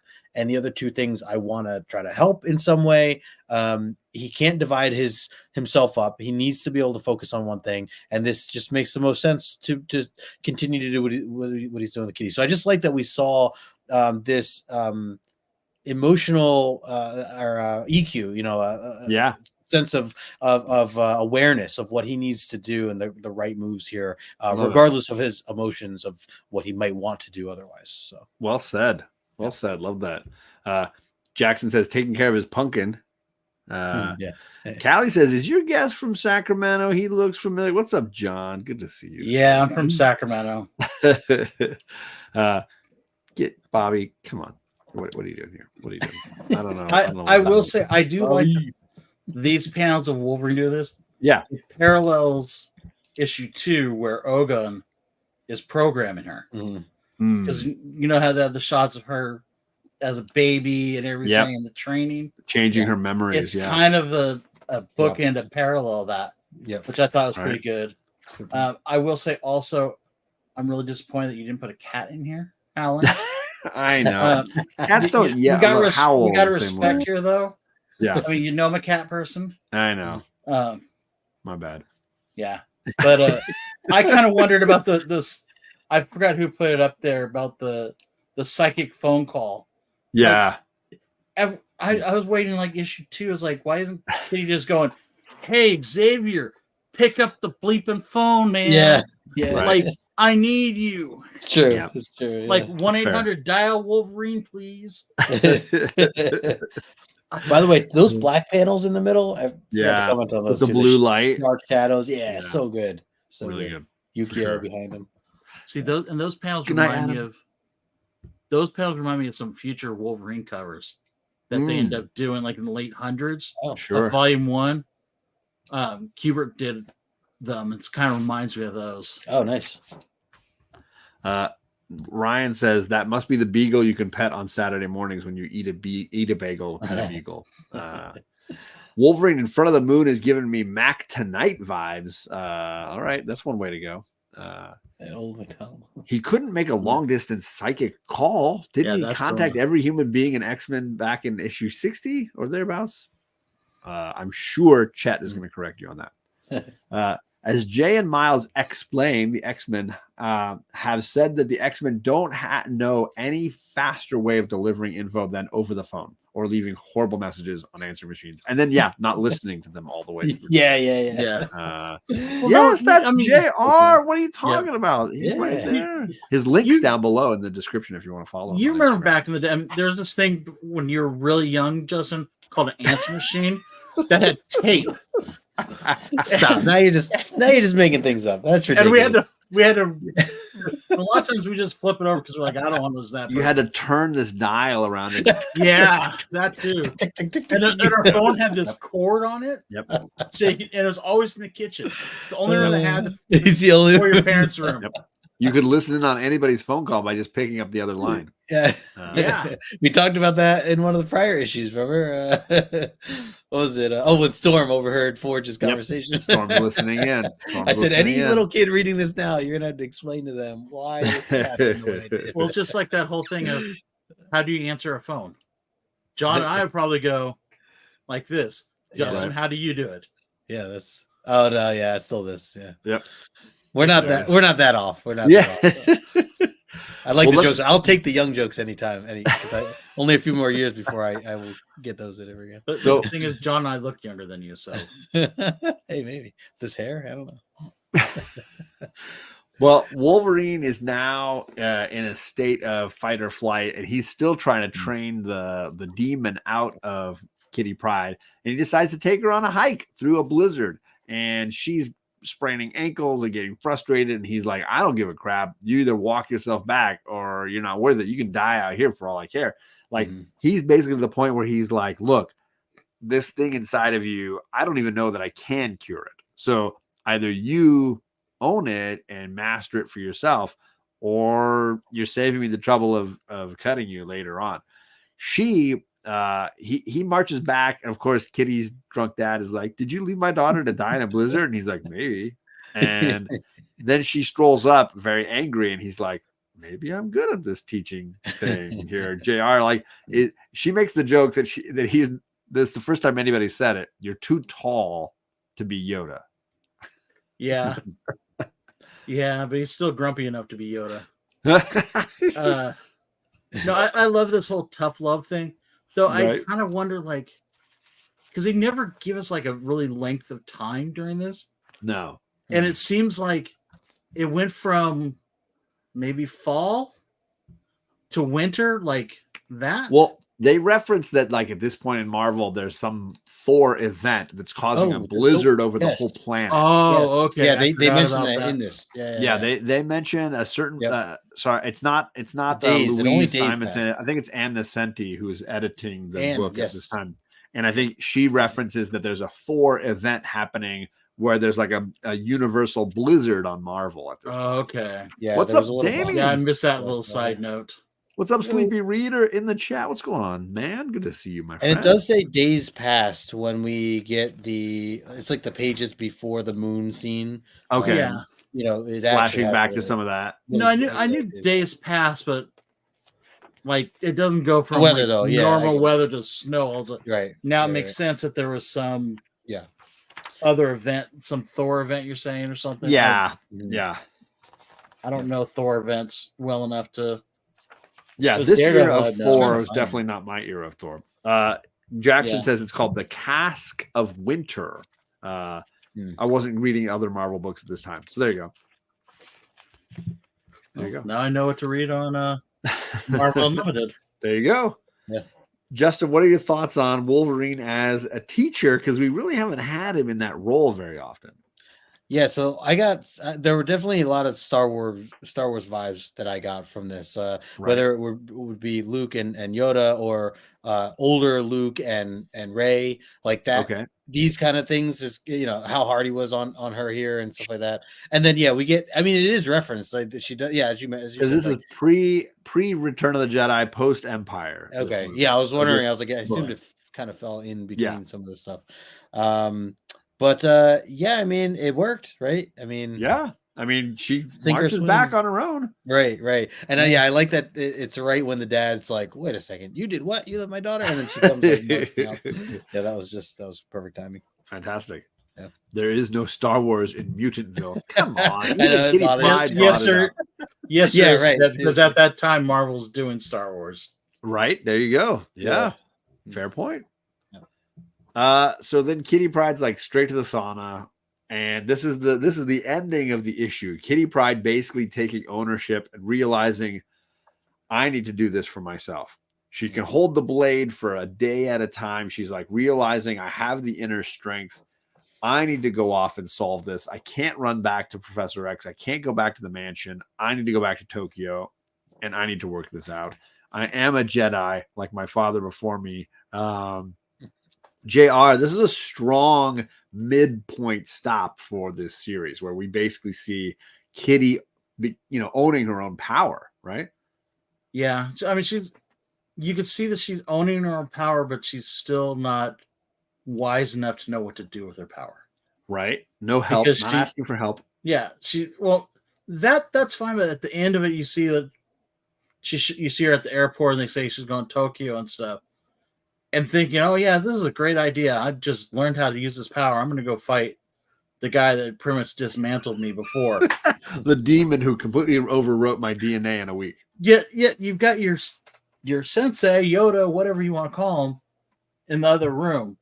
That he's beat up, but I'm sure as hell I'll take him. I would take Justin with a broken leg rather than just go fight by myself against somebody. Shots fired. You know what I mean? I'm just saying. I mean, it's like it shows that she has the power, but she doesn't have her wisdom yet, and That's fair. she's She's still still got young. a lot to learn. She's still young at the end of the day. Yeah. Justin, thoughts on how this kind of ends out where Kitty Pryde, she can hold the sword. She's got some inner strength, but she's still not taking Logan with her. Yeah, like she just feels like she has to do this on her own. I don't know if it's pride, no pun intended, or if it's like she just has to, complete this mission or get this revenge on her own terms. Like whatever that is, I do like that she's like contemplating, like, do I go back home? Like I probably should. Should I go back to the States? Or nope. Let's take a hard right here. Let's go to gate 17, baby, and back to Tokyo she goes. So I had to actually I read this last page twice because I kind of glanced over too quick to realize like what decision she like the direction she went in and how that clicked. So I like that I thought it was nice or a cool way to do it, to show her walking into gate 17. I had the same issue because I read this the first time just making the slideshow. I read it a second time digitally, and then I read it in the omnibus the third time. And there was definitely things that I grasped more clearly when I read them more slowly, because it's spelled out when you are reading and looking at every panel for all the terms that are you need to coming take a step back. Yeah. Well, this is where it ends. So Justin, I would love to hear your grade for these two issues, your thoughts on where we are now at not necessarily the midway point, but I guess the 2/3 point. Yeah, so issue 3 is definitely my favorite, at least so far. I know we got 2 more to go. I think that just seeing the fight scenes between Wolverine and Kitty Pryde, and to see the shocking face and reaction of Wolverine every time he misses or makes a mistake, because you just don't see that. Up until here, we've never seen that. Like that's just like we were saying, he doesn't miss. He never misses, and yet here he is missing. So I just loved how the story was told and how it was all shown, the way Al had like done all the fight scenes that we talked about. So I'm gonna give issue 3 a solid 9.2. I think again, some of the artwork still pulls me in different directions. I like a lot. Sure. Some of it I like a lot, some of it not as much. The sequencing is great though. The panel layouts are great. And just the actions. I loved all of that. So a solid 9.2, very high for me for number 3. 4 kind of brings it down a little bit. I'm gonna go with like an 8.5. I still really enjoyed it. It slowed down a little bit, but we just learned a lot more about Kitty Pryde and Wolverine, and like Wolverine's teacher side, his patient side, his wisdom side, a little bit more detailed. I like the Legends story, learning a little bit more about Ogun. I hope that turns into something, a little bit more later on. And then, just Kitty struggling within herself, still trying to figure out what the right thing is to do and trying to put it all on herself as she did in the first couple issues as well. Again, part of seeing her grow throughout this journey. So still, like I said, 8-5, I loved both of them. Definitely both my favorites compared to reading the first two, for sure. Sure. What about you, JR? How would you grade these two issues? What are your thoughts on how this leaves us at the 2/3 mark? So number 3, the kid in me would give it 8.5 because I love the action in it, all that stuff. Number 4, I'd actually go with a 9.3. Oh, okay. Because as older person and a Wolverine fan, you see this other. I recognize it for what it is. It's the development of a character. Yeah. I mean, don't get me wrong. I love me a good action scene, but just seeing this whole other side of Wolverine that you didn't see at that time, and developing something more to this character and giving him another whole new dimension of a character. Yeah. Which is something hard to do to make it actually seem genuine. Right. I mean, a lot of writers have a hard time doing that. Yeah. I won't name any names, but they're. That's why I give this one a higher grade. To me, I appreciate this more. Sure. As a kid, I probably would have been like, "Oh, this shit is boring." I would have been there right with you, Justin. Like, where's the blood? This is not Wolverine. Like, I don't want Grandpa Wolverine. I want cut someone's throat Wolverine. Well, I love the perspective from both of you because I feel very similar, and I would probably average it out to a 9.0 across both of these issues. The much like you, JR, I think the adult reading these now, I laughed out loud at that car scene at the beginning of issue 4. Yeah. I thought it was funny. It felt very like great road trip comedy stuff when I'm like, Wolverine's dying in the back, Kitty Pryde's tied in the front, Dad's drunk, Yukio's trying to keep it all together. Like, I really enjoyed that. And then, of course, like you're saying, the evolution of the Logan character and what we get to see from him as the teacher that he eventually becomes as part of the mansion. This was a really foundational piece for him.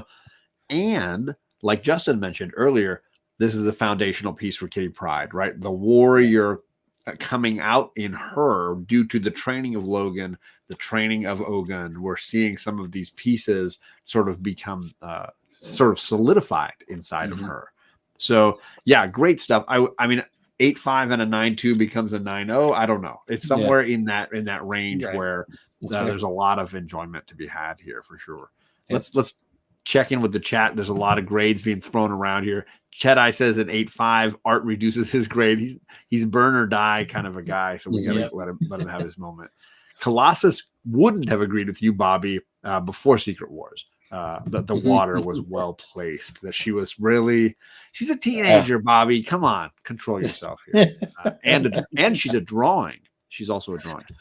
Bobby says 9.2 to 9.4. He's right there. All right. Wolverine, professor of art, which is a great line from the original X-Men movie, I think. Oh, the second X2. I think it's X2. I teach art. I give it 3 sandwiches stuck to an adamantium claw out of 5. Yes, nice job. Damien says, I will not go higher than 7.5 because I'm always thrown off by it. The awkward art. There's a lot of great writing. There it is.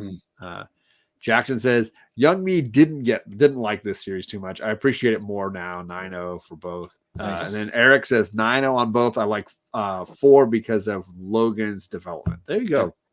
Nice. What a great audience. You guys, we've been rocking 15 or so people or up to 20 all through the show. So huge thank you to you guys hanging with us.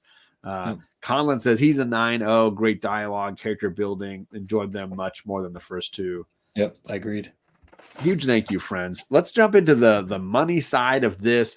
The only real key side for me is the Kitty Pryde evolution. Wolverine as the teacher. She's gaining some skill here, right? As Justin mentioned really well, issue 3, not a lot of books on the census.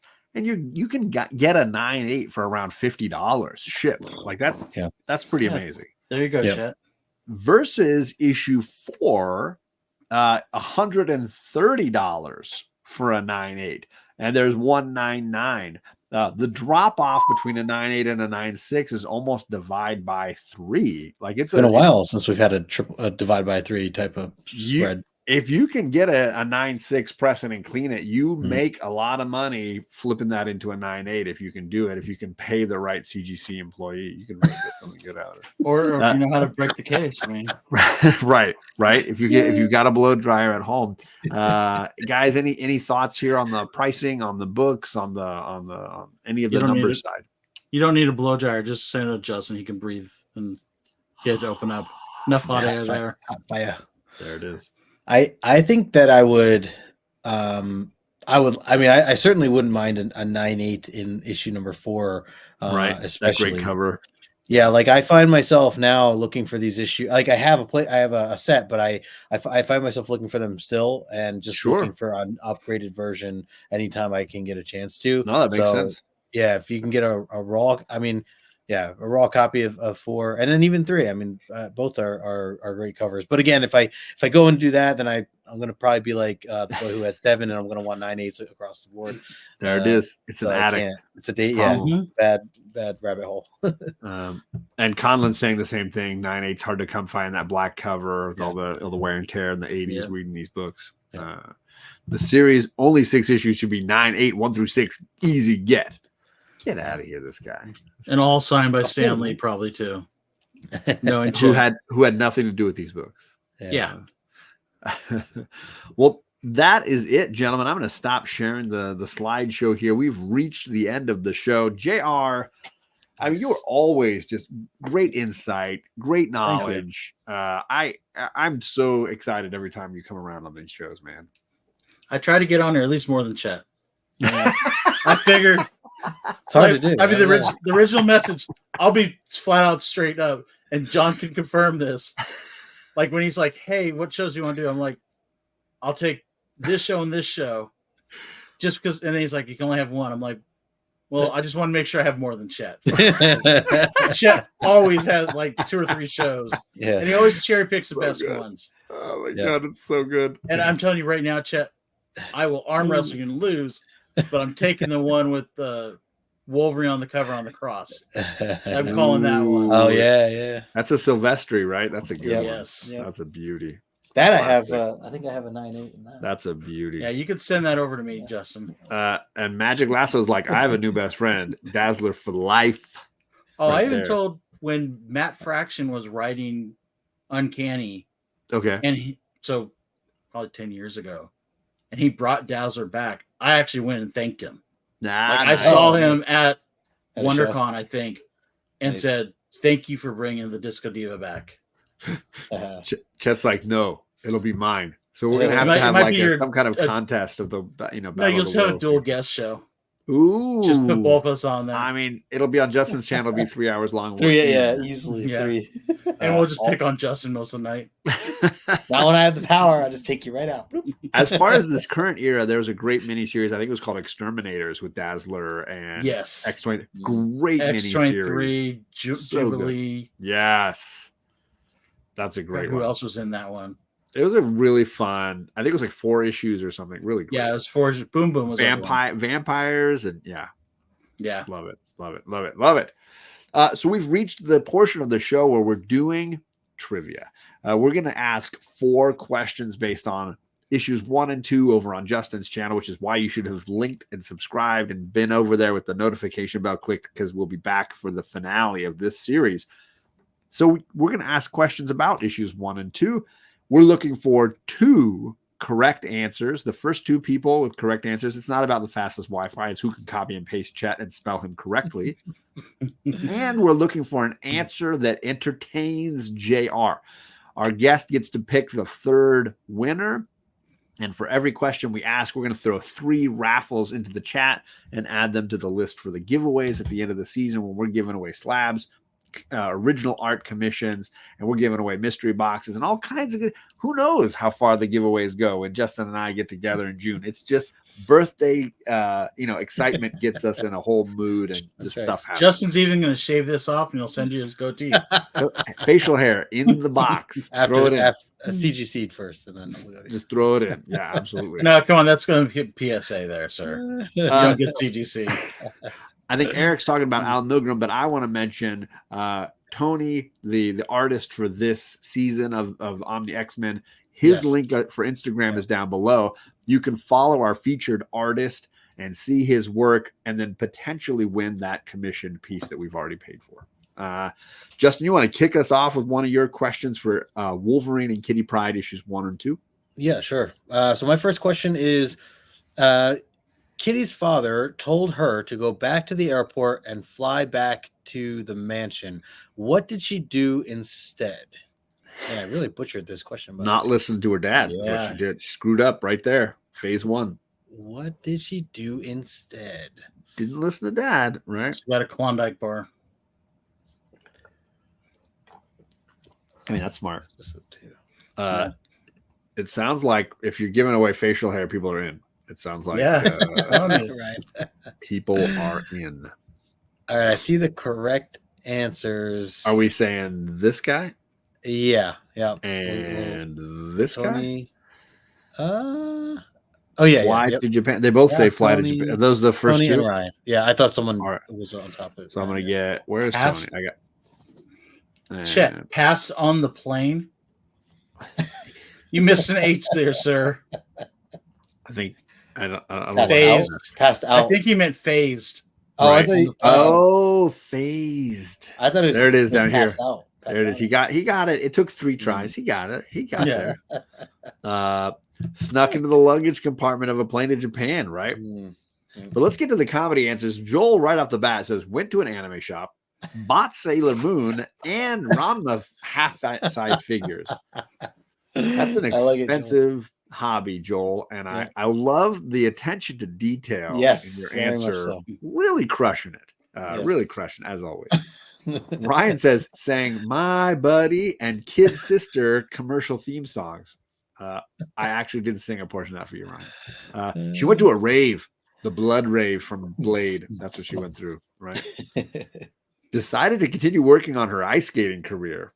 There you go. I mean, she was doing that. Went through a lot of phases like all teens. Joel, hitting too close to home in my life right now, sir. I'm not ready. JR doesn't like my jokes, so I got nothing. I didn't see any of your jokes yet. I saw empty screens is what I saw. Yeah. Here's a few bucks. Go sharpen your skates. So I went to the Playboy Mansion by mistake. I mean, that happens to everybody at some point.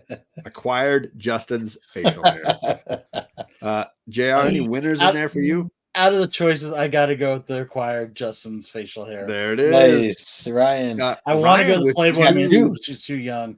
Ryan with 2 points in 1 question. Well played, sir. I got to scroll way back up in Justin and I's Wordle chat here for my questions. Okay. What useful skill did Professor Xavier give Kitty that she ended up using on her trip? I know that a lot of what Professor X gives them doesn't necessarily come in as handy as this useful skill that enabled Kitty Pryde to have some skills while in her trip. Very convenient.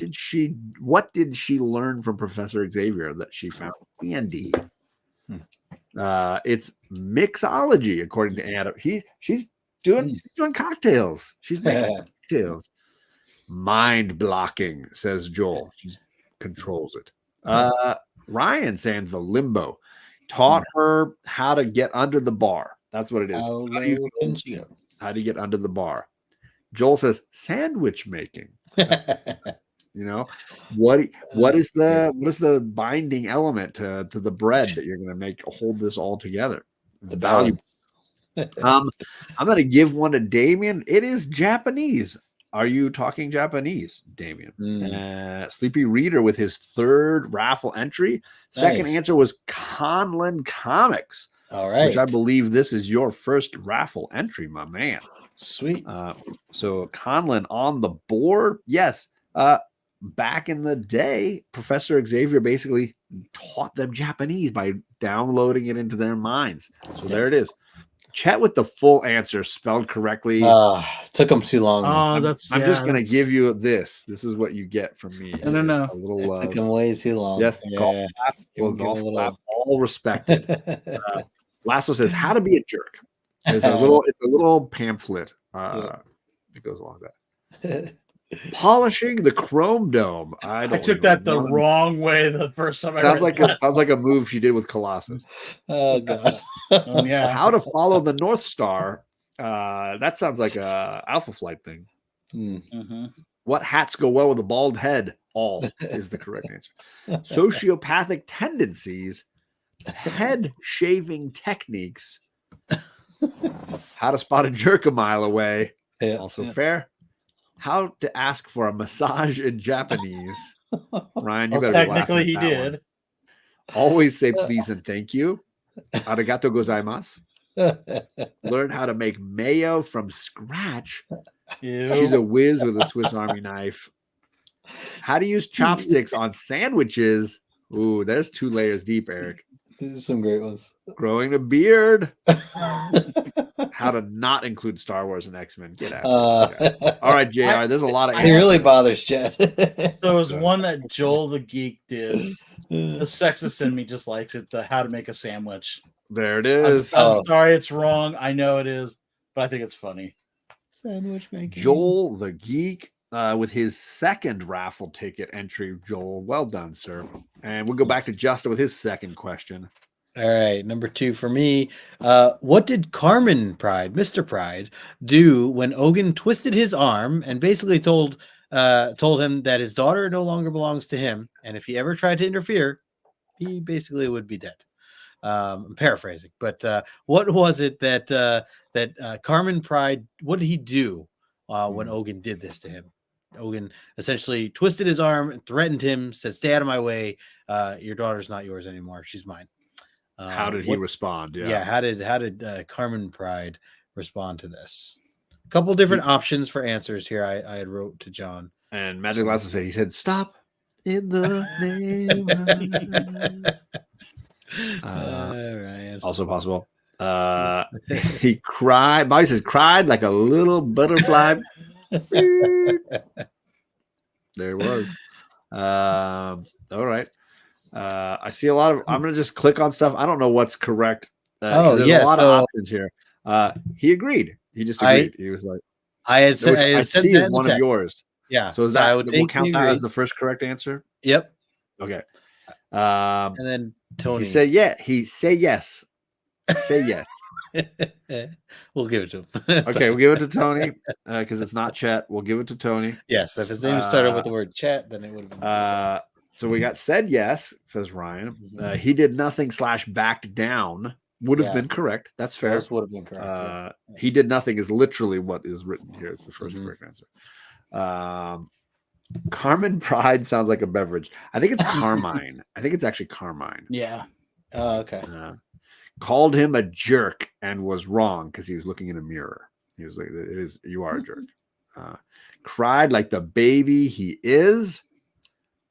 Offered Ogun a free toaster. There you go. Said, "Oh yeah, harder." John. Oh Lord, buddy. Can you repeat that one, John? I just want to hear you say it again. He said, "Oh yeah, harder." I need a little more emphasis on the harder part. A little more dramatic, little more. I'll try that. I'll try next time. He filled his adult diapers and shed a tear. He asked for a double. He's been drinking. He was. Gave him the secret location of Carmen Sandiego. There it was. Went to an anime store and bought a Gundam model. Sorry. Nice. Yeah, he's on fire. Ryan's on fire tonight. Yeah. He quivered in fear like a meowth. Is that about to be a button on the soundboard? I mean, maybe it could be. Yeah. All right. I mean, you know the answer I'm going to pick. You could say it right now. Callie comments. Oh yeah, harder. Cali Comics with his 6th raffle entry. John, you are on fire, sir. You're welcome, Justin. I always think of the Ted, the movie Ted. He's like, oh yeah, had Tony's probably still in the chat. Watch out. Yeah. Hey, Daryl's here. What's going on, Daryl? Good to see you, sir.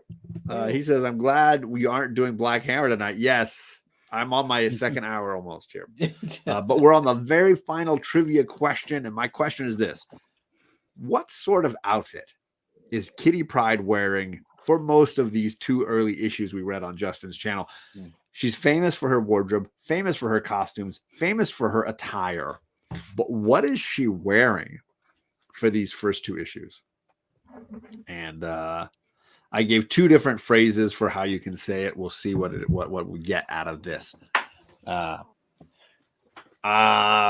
Is she wearing? Oh wow, a lot of answers flying. Yeah, real fast.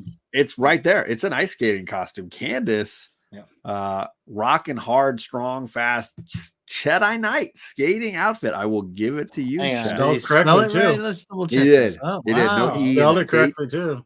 No E in skating. John says it's a kimono. She was in theme for what would later be useful. Skating costume correct. Ryan, not skiing. Nope, no skiing. Not a ski costume. Skating, yes. Skating dress. I suppose that would have been accurate. Skating dress. There it is. Ski outfit. Get out of here. She's a sky skater. Figure skating. See, I wrote that down. That would have been fair. Yeah. She's wearing an ET costume. Very popular at this time. And they didn't have the rights to ET at that time. It's the one with like the garbage bag costume piece and then the big plastic face that's just in the front. Justin doesn't remember those. You would not know. No, I still remember the smell of those. Oh my gosh, right? Fact. A Tanya Harding cosplay. So might have been a little early for that. Just to explain this to you, Justin, since I know you don't know this one. This is when a lady Margot Robbie, right? broke another lady's leg, or Right. had her friends break her leg, Right. so she can ice skate in the Olympics. Oh yeah, spoiler. Yeah, Tanya Harding, Nancy Kerrigan, and then she did an adult magazine after the fact too. I mean that's what you do, right? Pre OnlyFans. Sailor Moon. She's wearing a Sailor Moon outfit. She was wearing a Professor X is a jerk, and so is Colossus t-shirt. Slightly different than the one I got. More than the frails and the nudie mags that Logan reads. Oh my God, what a sentence. Ryan, strong contender. A slaving outfit. Is this Return of the Jedi, Carrie Fisher-esque thing? A Michael Jackson jacket. I can't even keep up with this chat. I know. Slave Leia. Great answers. Just getting in my bad spelling there. A Hooters tee with the shorts. A Hayukan. I don't know what that says. Harajukai outfit. I don't know what that means. I think you said it right. Yeah. All right. Did I do it? A Diana Ross wig. Justin's beard. Dominatrix question mark. 3 Princess Leia costume questions with a baseball bat. I don't know what that means. Spoiler. I don't know what we're spoiling at this point, except your love of comics. Daredevil outfit. What's up, JD Raging Cajun? Justin's Lilandra hair. Oh yeah. That reminds me. Let me load that. Real quick. If anything, that's what's. Yep. I'm getting there. It is. Yeah. That's the look. That's the look. Yeah. Me and my sandwich t-shirt. How to do it. Yeah. A Make Mutants Great Again hat. Bo Derek braids. Great call, Bobby. Clever. We're going to run out of options here. I don't know how many more I can do here. I mean, I already know my answer right now. Okay, good. Thank you. It's Magic Lasso with she wore Justin's Leandra hair. There it is. Ah, nice. Yes. Save me scrolling way back up. Yeah. Magic Lasso. There was a lot of great answers though. Yeah, a lot of really good ones. Yeah. Chat's on fire. All right, we're under 2 hours for 2 issues. Really doing well overall, considering how much alcohol was imbibed in this show this evening. But massive thank you to JR Rogueslaw over on Instagram. If you don't know, the link is down below. Thank you, sir, for being willing to hang out with us, man. Yeah, man. Oh yeah, it's always a pleasure. I mean, always good times. got me to bring out my mic and everything and get back on cam. It's been a while. Yeah. Well, So. get ready for next season. We're going to invite again, so you better be ready for that. Well, yeah, Okay. just make sure I get before Chedai, because I'm claiming that issue. Well, we're thinking maybe it's a New Mutants Volume 1 omnibus discussion. We might, So those yeah. early That could be Sienkiewicz, those early Claremont New Mutant issues. There So you be go. ready. As a reminder, we're off next week, but in 2 weeks, we'll be back for the finale on this guy's channel, and his links are all down below. So if you want to see how this Kitty Pryde versus Wolverine, and Wolverine issues, how that wraps up, issues 5 and 6, we'll be back on Justin's channel with JP Budget Collecting in 2 weeks. And I think we're starting a little bit later because of some scheduling things. So it might be 30 minutes or so later, but just be ready for that on Justin's channel. Yeah, and I'm going to, if I can find the footage, make sure I can edit it properly. I had mentioned this on last episode that I had the chance to actually interview Al Milgram at HersheyCon last year, and Nice. He went through and talked about all 6 covers. He did it in a way, because I explained to him I didn't read it yet. Like we were going to read it this season. I told him all about the show and everything, and he thought it was really cool. So he's like, okay, well, I'll talk about it in a way that doesn't spoil anything. But it was really cool. He had a ton of background story of just the details of why he chose these covers and how he designed them, and a little bit of extra background. So I'm going to see if I can edit that. I'll have that for next Tuesday. For the Tuesday. So that makes up for all the missing background he had in the story. Right, exactly.